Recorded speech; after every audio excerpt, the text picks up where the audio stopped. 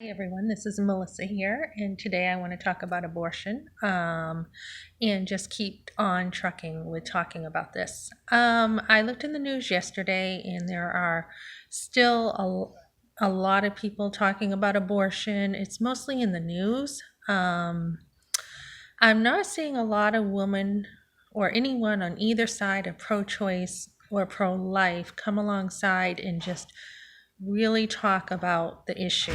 Nobody's getting down deep and talking about solutions. I'm hearing the fighting going on.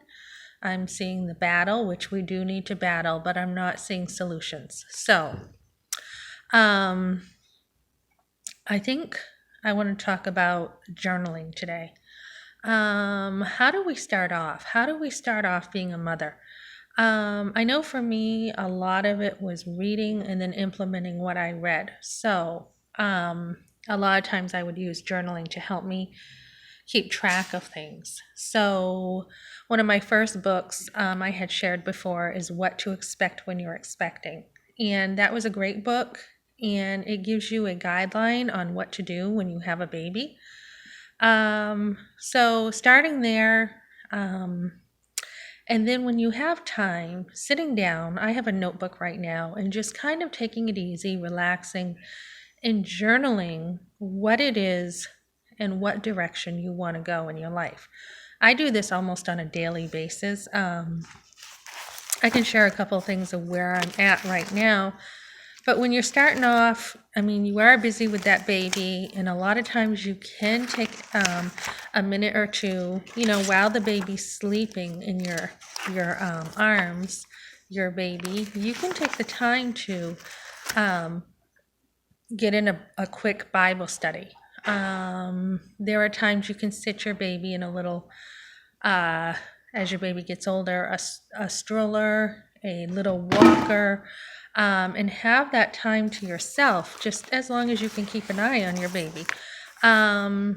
So something, as you do this, I mean, what I find to be something people don't talk about is when you become a mother, you are learning how to actually take care of not only your baby, but yourself better.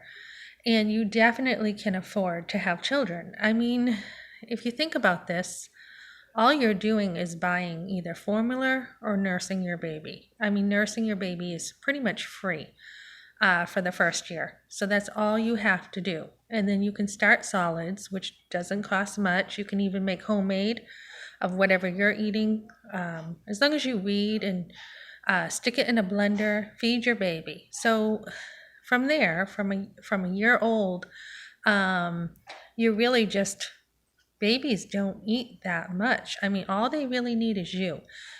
Stick them.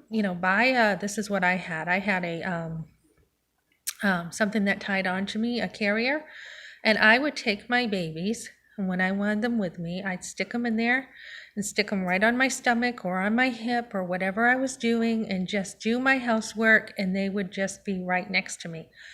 A bassinet, put your baby in a bassinet, get your housework done, but you really don't need anything really to raise children. If your husband works, which mine did, you can be free during the day to just stay home and enjoy your baby. Many times there's programs. CareNet has offered a program to help women with their clothing. If you participate in so many classes, they will give you free clothing. There's free car seats. There's even a free pregnancy test there. And again, if you go and get WIC or food stamps, there's no shame in getting help. And I don't see, there's really nobody who can really say they can't afford children. I mean, if you have a home and a roof over your head and something for food, you'll be okay. A shirt on your back, that's all. So when it comes to maybe keeping your sanity or learning how to take care of a baby, just reading and implementing things.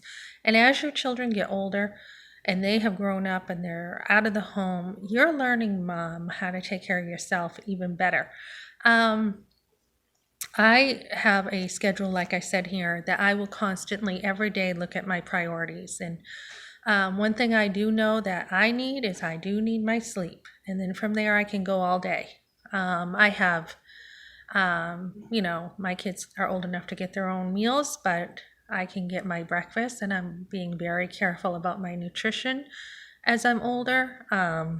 You can I have a weekly schedule, I have a daily schedule, making sure I get in my exercise, making sure I'm drinking enough water, making sure I relax, I have time to read, I have time to do my housework. And this is pretty easy. So, this is all from scratch. This is just from me with one notebook that I am pretty productive, and I will go around and clean my home and do what needs to do. And then I have a weekly schedule with different things that come up. I have some fun planned in there, whether it's kayaking or fishing or whatever I want to do. But I have my foundation first of what needs to be done every day. And then that kind of goes into weekly. And then there's a monthly schedule that kind of just goes from that daily, weekly stuff I didn't get done. So that falls into a monthly schedule and then a yearly schedule. And I have goals, and it really, all these years I've been a wife and mother, it really hasn't cost me anything to do this. So I just want to encourage you ladies, if you can get yourself in a place where you discipline yourself, you are going to be much better off for you and for your children. So you definitely can afford children. It's just learning how. Having a strong hand, go into a church. Go to a church. There's a community there that helps you.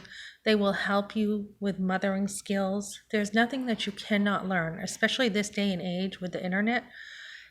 Ask mothers. I always ask questions to others. How do you do this? How do you do that? And that knowledge and wisdom is available for us. So all it takes, ladies, for you to raise children is you. It's not about money. It's about your skill. Okay, so I just want to encourage women, keep your babies and let's find solutions. All right, have a good day. Bye-bye.